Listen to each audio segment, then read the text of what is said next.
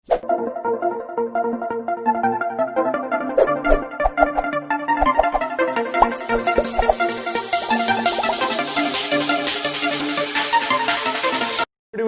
सभी का स्वागत करता हूं फिजिक्स ज्ञान मुकेश नाइक चैनल पे। आज बच्चों हम लोग क्लास 11 का जो फिजिक्स का 8 नंबर का जो साउंड नाम का चैप्टर्स है उसमें हम लोग आज लेक्चर नंबर 6 है और आपके बुक्स के हिसाब से 8.5.5 factors affecting speed of sound. मतलब हम लोग जो बात कर रहे हैं ना उसको साउंड कहते हैं और यह साउंड होती है लॉन्गिट्यूडनल वेव्स। कौन सी? लॉन्गिट्यूडनल वेव्स है।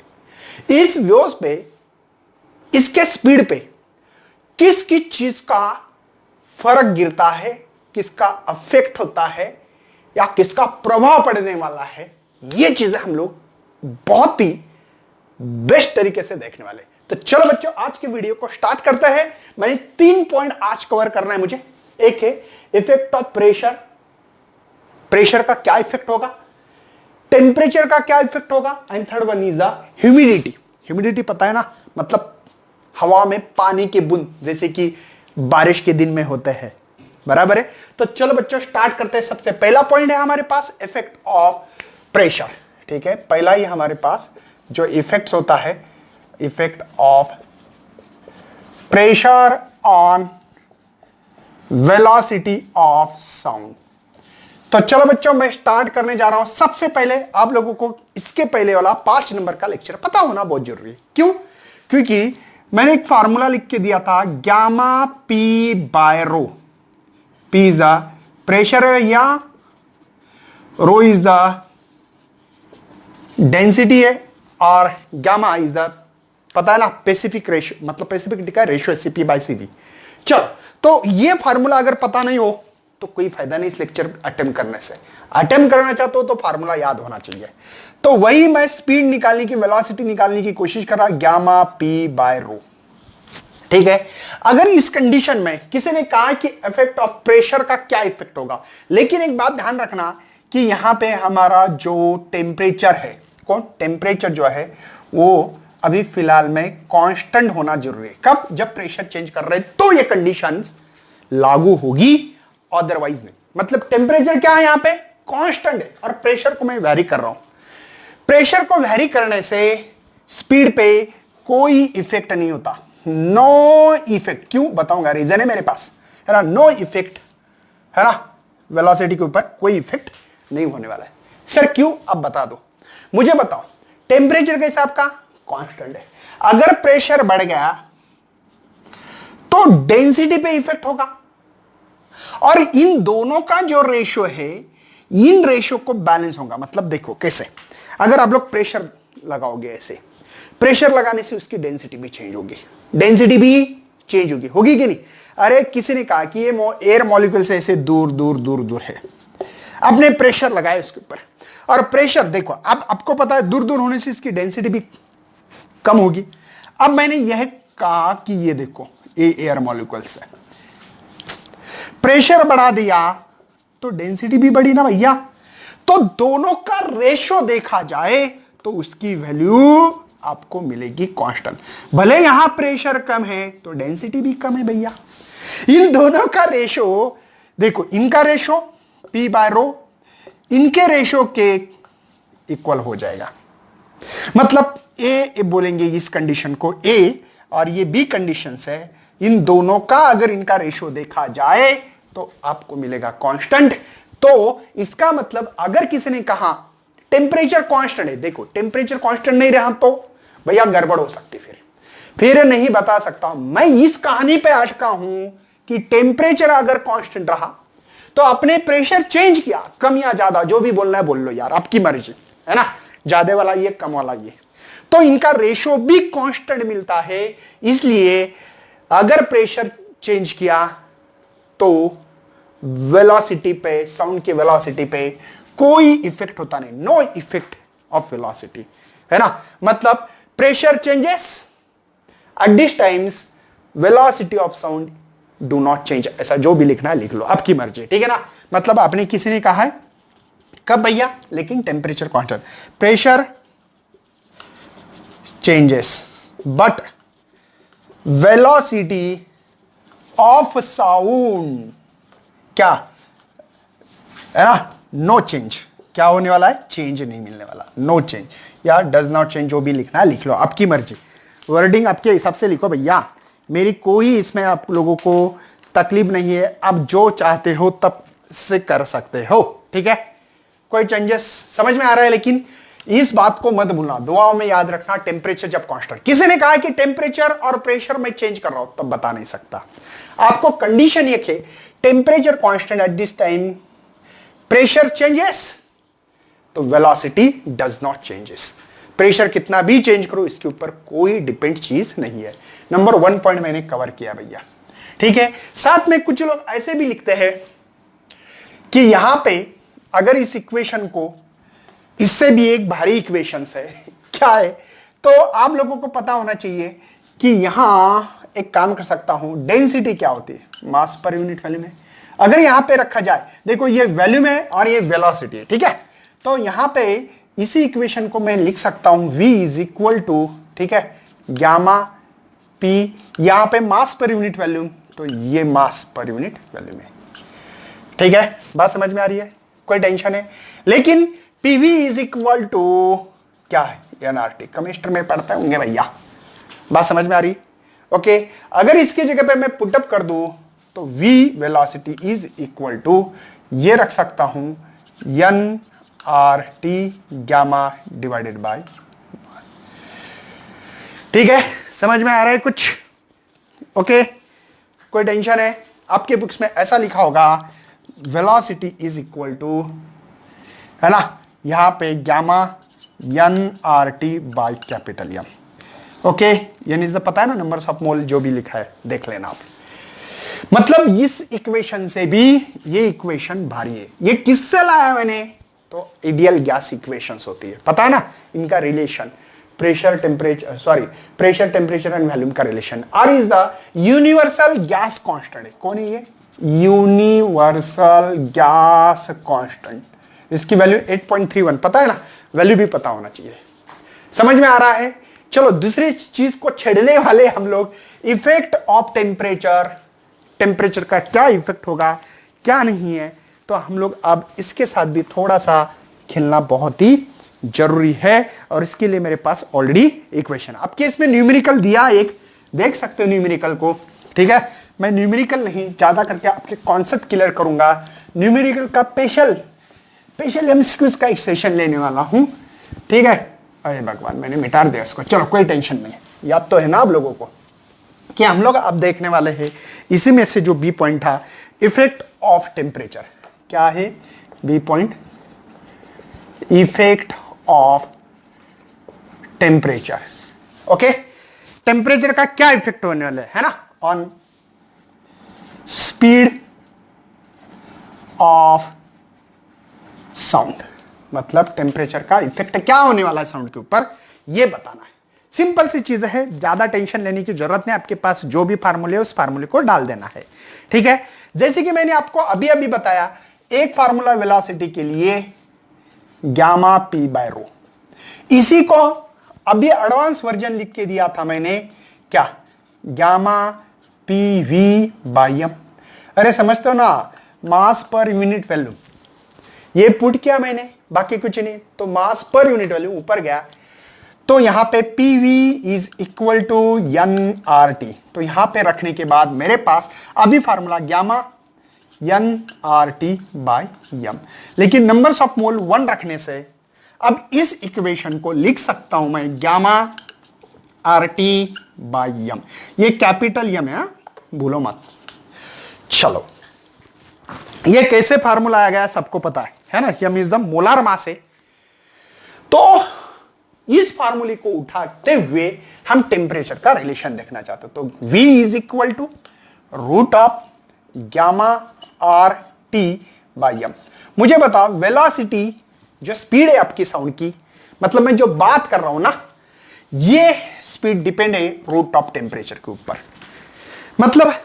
मतलब ये भैया, धूप काले में टेम्परेचर ज्यादा होता है तब हमारी साउंड की स्पीड भी ज्यादा हो सकती है। मतलब अगर आप लोग विंटर में बात कर रहे हो और किसी ने कहा कि चलो धूप काल में वही साउंड, वही एनर्जी से हम लोग साउंड बाहर इमिट कर रहे हैं, तो आप लोगों को किसकी स्पीड ज्यादा रहेगी?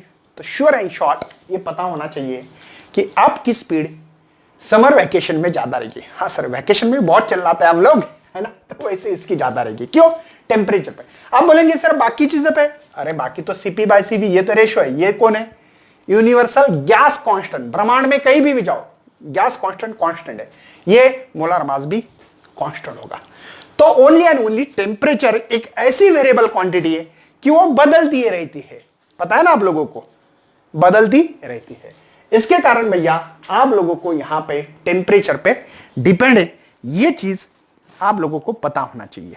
जैसे कि मैं एक एग्जांपल ले सकता हूं, जैसे कि आपके बुक्स में दिया गया है। तो जैसे ही ये हो गया, और जब 0 डिग्री सेल्सियस टेम्परेचर हो, कब? जब 0 डिग्री सेल्सियस आपके बुक के हिसाब से दो दिवाली जो स्पीड दिवाली है ना, और टेम्परेचर भी जो दिया गया है to temperature, velocity of sound temperature T not,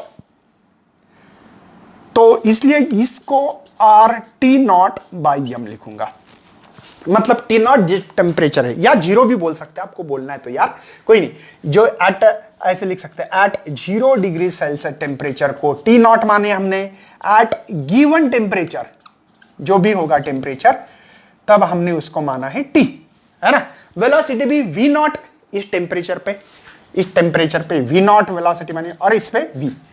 चलो, तो इन दोनों इक्वेशन को हम लोग करेंगे divide by second, first by second. तो first by second, first equation है v और ये v नॉट। चलो इसको रख रहा हूं मैं gamma R T by M, और ये डिवाइड का डिवाइड है तो डिवाइड नहीं करना है, मल्टीप्लाई करो और उसको उल्टा कर दो। आए, जब भी डिवाइड का डिवाइड रहा तो उसको कभी भी गलती से ये मत करना, फालतू की एक स्टेप बढ़ जाती।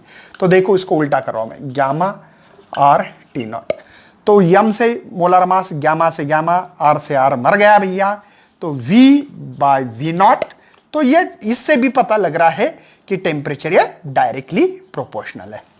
बात समझ में आ रही है? मतलब आपकी जो स्पीड है ये टेम्परेचर पे डिपेंड करती है। मेन फैक्टर्स भैया, टेम्परेचर बढ़ाओ तो स्पीड भी बढ़ती है। कोई टेंशन है? ओके। अब ये भी सीधी सीधी बात भी आप लोगों को मैं बता दूंगा, टेम्परेचर बढ़ने से मैं ये बताऊंगा कि उसका डेंसिटी कम होती होगी। हाँ, अरे इस फार्मूले से अगर देखा जाए, टेम्परेचर बढ़ाने से क्या हो रहा है? डेंसिटी कम होती है। अरे वाटर मॉलिक्यूल एक दूसरे से दूर भागते हैं ना, अरे एनर्जी मिल देगी, तो ये जो मॉलिक्यूल है दूर भागते होंगे तो इसकी डेंसिटी कम होती है। डेंसिटी कम होने से स्पीड बढ़ती है। अब समझ में आ रहा है सर? है ना? ऐसा है? नहीं, ऐसा कुछ नहीं है, छोड़ दो, उस चीज से छोड़ दो, यहां से ध्यान रखना है आप लोगों को। तो मैं आप लोगों को एट 0 डिग्री सेल्सियस टेम्परेचर पे जो केल्विन में करते हैं, टी नॉट टेम्परेचर ये है 273 केल्विन। अच्छी बात है। तो हम लोग क्या करने वाले हैं अभी, आप लोगों को थोड़ा सा एक इनका रिलेशंस क्या है और वो रिलेशन कब लागू होता है, क्या लागू होता है, ये आपको पता होना चाहिए। इसलिए थोड़ा सा मैं आपको कैलकुलेशन बताना चाहता हूं। अगर इस इक्वेशन में हम लोग चाहते हैं कि T 0 डिग्री सेल्सियस पे हमने जो टेम्परेचर माना है 273, है ना, तो T पे कितना टेम्परेचर होगा भैया? कुछ ना कुछ तो होता होगा, मतलब T ऐड करना पड़ेगा, टेम्परेचर कुछ ना कुछ, तो ये 200, है ना, ये मानेंगे T टेम्परेचर, क्योंकि इसमें ऐड हो रहा है, ये 0 डिग्री सेल्सियस है ना, तो 0 ऐड करने से कोई फायदा नहीं। अगर इसमें वैल्यू पुटअप करेंगे v बाय वी नॉट, तो ये रूट ऑफ T की वैल्यू हमारे पास T प्लस 273 डिवाइड बाय 273। कुछ लोग प्लस 0 करने दो, कोई प्रॉब्लम नहीं, इफेक्ट नहीं होगा इसके ऊपर। तो सेपरेट कर रही हैं हम लोग अब इसको, T divide by 273 plus 273 divide by 273 जा 1, मतलब v बाय वी नॉट। आपके बुक्स में 1 प्लस पहले लिखा है, कोई प्रॉब्लम नहीं, T डिवाइड बाय ये। कोई शक है? यहां तक किसी को दिक्कत नहीं होना चाहिए। एज पर माई व्यूज, यहां पे किसी को भी कोई भी तकलीफ नहीं हो रही है, ठीक है। तो उन्होंने क्या कहा है कि इस टर्म को, मतलब इसको, मतलब कैसे थोड़ा सेपरेट करके बोल रही है, 1 प्लस 1/273 मल्टीप्लाई टी। तो इसको कहा है उन्होंने अल्फा टर्म माना है, नहीं माना तो भी चलेगा, कैलकुलेशन में कोई इफेक्ट होने वाला नहीं है। बात समझ में आ रही है? इसको अल्फा बोलो, नहीं बोला तो भी चलने वाला था, लेकिन बोल रहे हैं इसलिए करेंगे हम लोग, आपके बुक्स में दिया तो। चलो v/v0 यहां पे लिख सकता हूं 1 प्लस अल्फा टी। मुझे बताओ ये जो पावर है उसको कैसे लिख सकते हैं, मतलब रूट नहीं डालना है तो अल्फा टी, इसको हाफ पावर मतलब ही रूट होता है, हाफ पावर मतलब ही रूट होता है, ये बात आपको समझ में आना चाहिए, ठीक है। लेकिन अल्फा जो है ये वेरी वेरी स्मॉल है, कैसे वेरी वेरी स्मॉल है, तब 1 प्लस अगर अल्फा हो इसका पावर बायनोमियल थ्योरम के हिसाब से तो इसको लिखते हैं 1 प्लस 1/2 अल्फा। लिख सकता हूं कि नहीं? अरे बायनोमियल थ्योरम इस्तेमाल करते होंगे ना आप लोग मैथमेटिक्स में, तो वो पावर बस नीचे आता है, हायर पावर इज निगलेक्टेड, क्योंकि अल्फा बहुत छोटा रहा, बहुत छोटा। जैसे कि अल्फा की वैल्यू है 10⁻³ तो इसके पावर इंक्रीज करोगे, समझो 2 कर दिए तो 10⁻6 से बहुत छोटा होगा, और भी और पावर हायर करते जाओगे तो और छोटी छोटी वैल्यू होती है। इसीलिए यहां पे आर्बिट्री मतलब वैल्यूज मान रहे हैं हम लोग कि अल्फा की बहुत ही छोटी वैल्यू है। तो इसी फार्मूले को v/v0 लिख सकता हूं मैं, 1 प्लस 1/2 पावर नीचे उतारनी है अल्फा टी, ठीक है। अब अल्फा की वैल्यू मालूम है, सभी की वैल्यू मालूम है।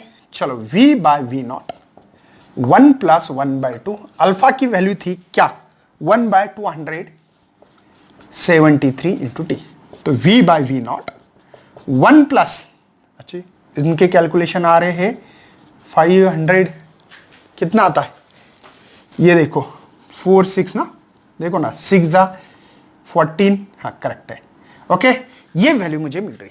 लेकिन थोड़ी सी और कैलकुलेशंस करेंगे और इसका किस्सा खत्म कर देंगे। तो ये v इज इक्वल टू ये v मल्टीप्लाई, इसको भी मल्टीप्लाई जाने वाला है v0 divide by 546 into T, और v0 जो है ये 332 मीटर प्रति सेकंड, ये पता है ना आप लोगों को? अरे पता है क्या? अरे बेटा हम लोग जो साउंड की स्पीड है एयर में वो लैप्लास करेक्शन फार्मूले से निकाली थी, याद होगा आपको, 332 मीटर पर सेकंड मान दे। और इस पे ऊपर तो इफेक्ट होता है, हर चीज का होता है, जैसे टेम्परेचर का होता है, वही तो पढ़ रहे हैं हम लोग। तो अगर ये वैल्यू डालने के बाद इसकी वैल्यू 332, इनकी वैल्यू यहां पे 332 डिवाइड बाय ये, अगर इसका कैलकुलेशन किया जाए तो 332 प्लस 0.61 टी लिखते हैं। समझ में आ रहा है? इसका मतलब क्या आपको दिखाई तो दे रहा है भैया? तो मेरा पढ़ाना बिल्कुल एक्सप्रेस गाड़ी के साथ है, लेकिन आपको दिखाई ना दे अच्छा नहीं लगता है मुझे, ठीक है। इसका मतलब क्या है, अगर आपने टेम्परेचर 1 डिग्री सेल्सियस रखा तब स्पीड ऑफ साउंड जो होती है वो 0.61 मीटर प्रति सेकंड से इंक्रीज होती है। मतलब ये फार्मूला क्या इंडिकेशन दे रहा है, अगर आपका टेम्परेचर एयर में 1 डिग्री सेल्सियस से बढ़ेगा तब 0.61 मीटर पर सेकंड से आपकी साउंड की स्पीड बढ़ेगी। किसी ने कहा है कि चलो टेम्परेचर बढ़ गया सर 2 डिग्री, तो आपको क्या करना पड़ेगा 0.61 इंटू 2 करना पड़ेगा, मतलब v इज इक्वल टू यहां पे 2 यहां पे 2 1, करेक्ट है ना।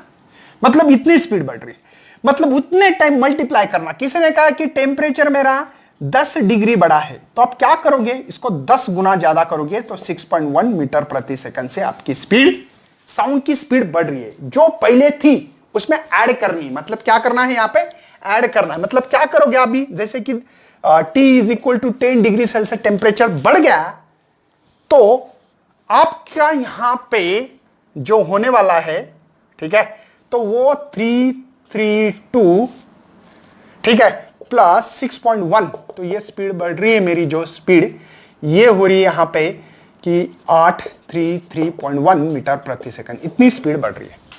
बात समझ में आती होगी मुझे क्या बोलना है और क्या नहीं है, ठीक है। और वो डिग्री सेल्सियस में है। ये कब की स्पीड है भैया, ये जब एट 0 डिग्री सेल्सियस टेम्परेचर हो तब की स्पीड है। किसी ने स्पीड बढ़ा दी 10 डिग्री कर दिया तो आपकी स्पीड साउंड की बढ़ेगी, यहां पे इंक्रीज होगी। लेकिन ये कब तक खरा उतरता है ये चीज? जब तक 50 डिग्री सेल्सियस टेम्परेचर के नीचे आपका टेम्परेचर हो। इसके अगर ज्यादा हो जाता है तो आप लोगों को यह फार्मूला वैलिड नहीं है। यह फार्मूला आप लोग इसको वैलिड नहीं कर सकते हो। याद रखना, अगर आपको यह फार्मूला यूज करना है तो उसके लिए कंडीशन है। और हमारे मेरे ख्याल से 50 डिग्री सेल्सियस टेम्परेचर ही बढ़ता है, इससे ज्यादा नहीं बढ़ता है। अगर ज्यादा टेम्परेचर बढ़ गया तो वाट लगेगी हमारी, है ना, मुश्किल हो जाएगा, आदमी तो भैया परेशान हो जाता है फिर तो इतना ही रहता है। इसलिए हम लोग हमारे सराउंडिंग में इस फार्मूले को वैलिड समझते हुए हम लोग ये प्रैक्टिकल कर सकते हैं। मतलब टेम्परेचर का इफेक्ट होता है, और कितना होता है? 1 डिग्री सेल्सियस टेम्परेचर बढ़ाने से 0.61 मीटर प्रति सेकंड। देखो ये SI यूनिट में, यूनिट SI यूनिट है, ध्यान रखना। टेम्परेचर केल्विन में नहीं है, डिग्री सेल्सियस में है। तो इसकी स्पीड हम लोग इतनी बढ़ाते। अगर किसी ने कहा कि 10 डिग्री सेल्सियस टेम्परेचर बढ़ा दिया तो 0 पे कितनी स्पीड है हमारी? 332 है। तो उसमें ऐड कितना करोगे आप? 6.1। तो ऐड करने से आपको इतनी बनेगी। बात समझ में आती होगी मुझे क्या बताना है और क्या एक्सप्लेनेशन देना है। ओके, ऑल इज वेल है, सभी लोग खुश होंगे। देखो एक्चुअली कुछ एनसीईआरटी जो बुक्स है ना, वो तो क्या कहते पता है? क्या कहता है? 25 डिग्री सेल्सियस ही कहते हैं। लेकिन आपके टेक्स्ट बुक में 50 बोला है, ठीक है, क्योंकि सराउंडिंग के हिसाब से ऐसे बोला होगा उन्होंने। लेकिन बहुत परफेक्टली जाना तो 25-30 के नीचे होना चाहिए, 25 या 30 के नीचे होना चाहिए। तो आप लोग नोट डाउन करें, बहुत इंटरेस्टेड टॉपिक है भैया ये। नेक्स्ट बात करने वाले हैं, सी नंबर है effect of temperature humidity on speed of sound. मतलब ह्यूमिडिटी का क्या इफेक्ट होगा? ह्यूमिडिटी मतलब क्या है? एयर में वाटर का प्रेजेंस होना, मॉइस्टनेस बोलते ना हम लोग। जैसे मुंबई वाले लोग बोलते हैं बहुत ह्यूमिडिटी बहुत ज्यादा है। मुंबई में जो बच्चे रहते हैं उनको पता है कि ह्यूमिडिटी क्या होती है। आज बोलते बहुत ज्यादा ह्यूमिडिटी, क्यों? क्योंकि सभी साइड में समंदर है और समंदर के कारण वहां पे वाटर्स के वेपर्स बनते हैं। और इसका मतलब पूरे एयर में सराउंडिंग में वाटर के कुछ पानी के बूंद होते हैं। मतलब गैस स्टेट में जैसे बन के, है ना, पानी की भाप बन के वो रहती है। इसलिए ह्यूमिडिटी ज्यादा है। मुंबई में ज्यादा बच्चे बोलते हैं, ज्यादा करके मुंबई वाले बच्चे को पता है। तो चलो इसके बारे में थोड़ा पढ़ लेते हैं कि क्या है क्या नहीं ये चीजें। तो हम लोगों को एक पता लगा कि ह्यूमिडिटी मतलब क्या है? एयर में वाटर का प्रेजेंस होना, एयर में वाटर का प्रेजेंटेशन होना, प्रेजेंस होना, बस ये बात समझ में आना चाहिए। फिर वो गैसीय स्टेट जो भी मानते हो मान लो आप, ठीक है। तो सबसे पहले हमारे पास formula V is equal to gamma P by rho. कोई टेंशन है? Gamma P by rho. और यहां पे इफ प्रेशर को सेम मान रहे, ठीक है, प्रेशर इज सेम है, मतलब प्रेशर जो है हमारा सराउंडिंग का वो सेम है, ठीक है, अच्छी बात है। तो हम मान रहे हैं कि यहां पे मॉइस्टनेस मतलब वाटर प्रेजेंट होना, ठीक है, डेंसिटी ऑफ द मॉइस्ट, यह मतलब मॉइस्ट। और दूसरा मान रहे हैं ड्रायर, मतलब उसको बोलेंगे हम लोग ड्रायर, मतलब समझते हो ना कि उसमें पानी की बूंदे बिल्कुल नहीं होना चाहिए, ठीक है ना, सूखी हवा क्या सर वर्ड है ना। तो यहां पे gamma P by rho, but drier, rho is the density. देखो ये डेंसिटी है, ये डेंसिटी ऑफ मॉइस्ट, और ये जो डेंसिटी भैया, ये डेंसिटी ऑफ ड्राई एयर की बात कर रहा हूं मैं। चलो हम लोग इसको डिवाइड कर लेते हैं तुरंत, 1/2 ऐसे डायरेक्ट बोलेंगे। एक इक्वेशन है सेकंड, तो मॉइस्ट टू ड्राई, ठीक है। यहां पे गामा पी और रो यम। मैंने आपको पहले बोल दिया कि डिवाइड का डिवाइड मत करना, उसको मल्टीप्लाई करके कैसे करना है, नीचे ऊपर, पता है ना। गामा ये पी, तो ये हो गया मेरे पास, पी को मैंने सेम माना है सब दोनों। अरे ये तो यूनिवर्सली प्रोपोर्शनल इससे रिलेशन मिल रहा है। अरे यूनिवर्सली देखो ना, ये speed of the moist air है, तो यहां पे डेंसिटी ऑफ द मॉइस्ट आना चाहिए थी, लेकिन क्या आ रही, ड्रायर। ये इसकी यूनिवर्सली प्रोपोर्शनल रिलेशन है, मतलब velocity is inversely proportional to the density, square root of the density है, लेकिन स्क्वायर रूट में हो, ठीक है ना, ये बात इंपॉर्टेंस है। तो ये रिलेशन मुझे यहां पे मिल रहा है। इस रिलेशन से क्या पता लग रहा है कि डेंसिटी, किसी को पूछा, अगर मैंने पूछ लिया कि भैया जो density of the dry air, ठीक है, और डेंसिटी ऑफ मॉइस्ट एयर, किसी को पूछा अगर, तो आपको किसकी डेंसिटी ज्यादा लगेगी, किसकी लगेगी? ऑब्वियसली है, आपको लगेगी यहां पे मॉइस्ट एयर की ज्यादा है। सही भी लग रहा है, क्यों सर? क्योंकि वाटर की डेंसिटी एयर से ज्यादा है, ऐसा लगता है ना सभी को सर, क्योंकि ये एयर है, ड्राई एयर है, तो दूर दूर मॉलिक्यूल्स होंगे, और पानी के जो मॉलिक्यूल्स होते हैं नजीक नजीक होते हैं, ऐसे बहुत नजीक होते हैं, ऐसा लग रहा है। एक्चुअल में ये गलत है भैया, इसकी डेंसिटी है एट बट 0 डिग्री सेल्सियस पे, दोनों की भी, ड्राई एयर की जो है 1.29 kg पर क्यूबिक मीटर, और इसकी है 0.81 है आई थिंक, है ना, आपको देखना पड़ेगा बुक्स में, ठीक है। ये डेंसिटी क्यों होगी ऐसी सर? अब तो बोल रहे हैं गलत भी है करेक्ट भी है, कुछ समझ में नहीं आ रहा है, ऐसा क्या है, क्या जादू क्या है, बता दूंगा, टेंशन मत लेना। इसका रीजन ये है कि एयर मॉलिक्यूल का जो मास है, किसका? एयर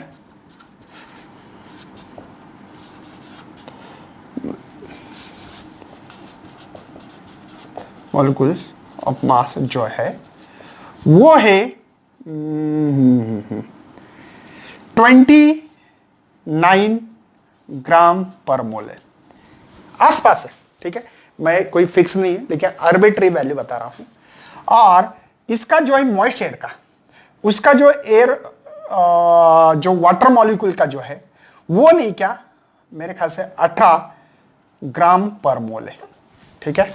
अब इसका रीजन बताता हूं, देखो एयर मॉलिक्यूल का जो मास है, एयर मॉलिक्यूल्स ऑफ मास, वो 29 ग्राम पर मोल है, और इसका 18 है। एक्चुअली इसमें भी एयर मॉलिक्यूल्स है, देखो रेड पेन वाले एयर मॉलिक्यूल्स है, ये एयर मॉलिक्यूल्स, एक एयर मॉलिक्यूल्स, एक एयर मॉलिक्यूल्स यहां है। इसके बीच में क्या हुआ, एयर मॉलिक्यूल को हटा के हमारे क्या वाटर मॉलिक्यूल जा रहे हैं, H2O, इसमें भी H2O, इसमें भी H2O, मतलब जाके वहां पे मैंने डाल दिए। मतलब पहले जो 4 मॉलिक्यूल्स थे, देखो यहां पे कितने, ऊपर 4 नीचे 4 मॉलिक्यूल्स है, यहां पे भी 4 मॉलिक्यूल्स है, नहीं कुछ गड़बड़ नहीं, यहां ऊपर 4 नीचे 4, तो इसमें से 2 वाटर मॉलिक्यूल है, 2 एयर मॉलिक्यूल्स है ड्रायर के। तो मैंने बोला यार क्या होगा कि ज्यादा डेंसिटी वाली मॉलिक्यूल्स को रिमूव करके मैंने कौन से कम डेंसिटी वाले मॉलिक्यूल डाल दी, तो इसकी डेंसिटी कम होगी फिर।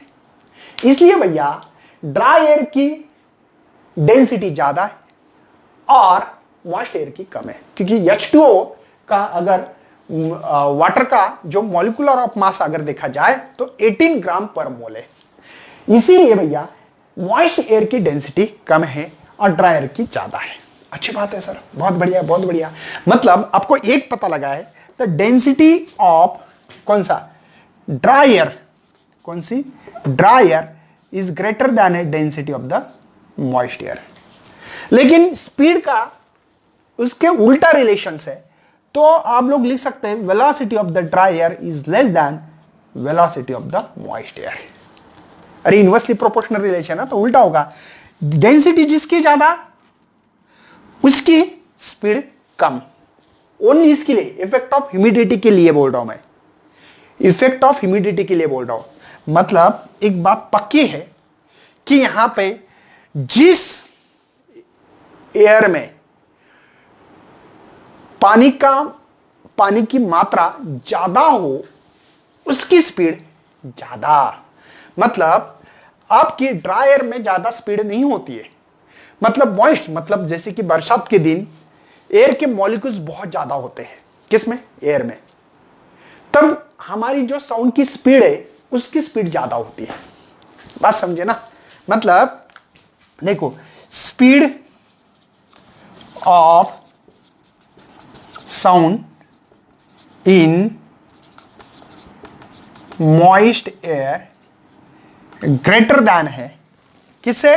The speed of sound in dry air. बात समझ में आ रही है? मतलब मॉइस्ट एयर में ज्यादा स्पीड होंगी हमारे साउंड की as compare to the dry air से। ये यहां पे हम लोगों को सीखने को मिल रहा है। मतलब अगर आप लोग चाहते हो speed increase the moistness of air, अगर आपको स्पीड बढ़ानी है साउंड की तो सिंपल सी बात है, क्या करना है? मॉइस्टनेस बढ़ा दो, तब आपकी साउंड की स्पीड भी बढ़ेगी। दिखाई दे रहा है? कोई टेंशन तो नहीं है आपको? Principle of superposition of waves, अगर आपके पास 12 की बुक्स हो या नहीं तो ऑनलाइन भी देख सकते हैं आप लोग। सुपरपोजिशन ऑफ वेव 12th में एक बहुत बड़ा चैप्टर है, बहुत बड़ा, मतलब 2 चैप्टर को मिला के एक चैप्टर बनाया गया है। उसका पूरी हिस्ट्री मुझे 2-4 मिनट 10 मिनट के अंदर बतानी है, क्या पॉसिबल होगी? नहीं। इसलिए मैं शॉर्टकट में आपको समझाने की कोशिश करूंगा कि एक प्रिंसिपल ये, इसका काम होता क्या है, एक ध्यान देना है। देखो हमने पढ़ा था कि 2 वेव्स, एक है कौन सी? ट्रांसवर्स वेव, और दूसरी कही थी मैंने लॉन्गिट्यूडनल वेव्स। ऐसे 2 वेव्स के बारे में मैंने बताया था, याद है? ट्रांसफर वेव्स ऐसी होती है, ये इसको क्रश ट्रफ कहते हैं। ये क्रश ट्रफ, समझे?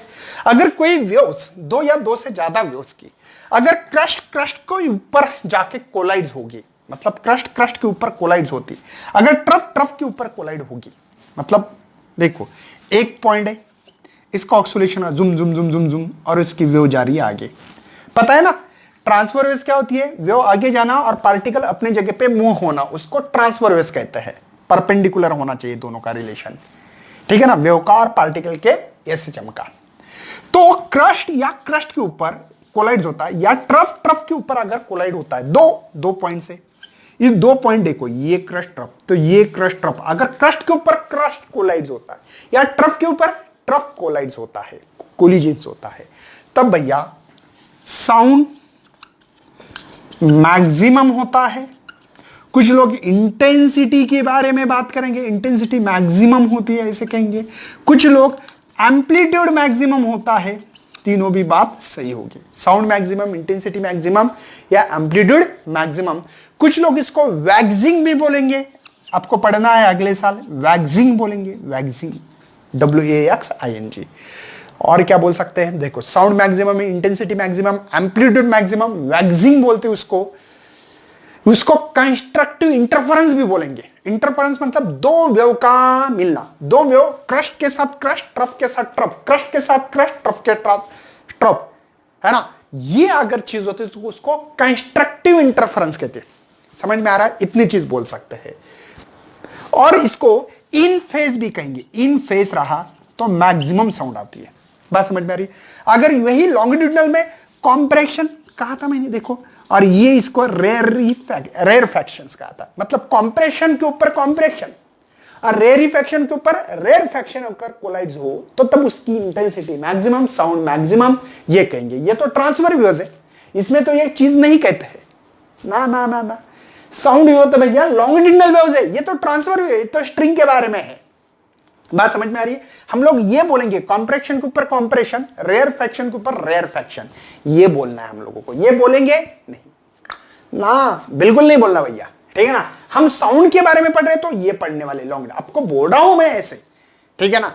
तो कॉम्प्रेशन के ऊपर अगर कॉम्प्रेशन और रेयरिफैक्शन के ऊपर रेयरिफैक्शन अगर कोलाइड्स हो तब हमारी साउंड की इंटेंसिटी मैक्सिमम, एम्पलीट्यूड मैक्सिमम, उसको वैक्सिंग बोलेंगे, और कंस्ट्रक्टिव इंटरफेरेंस।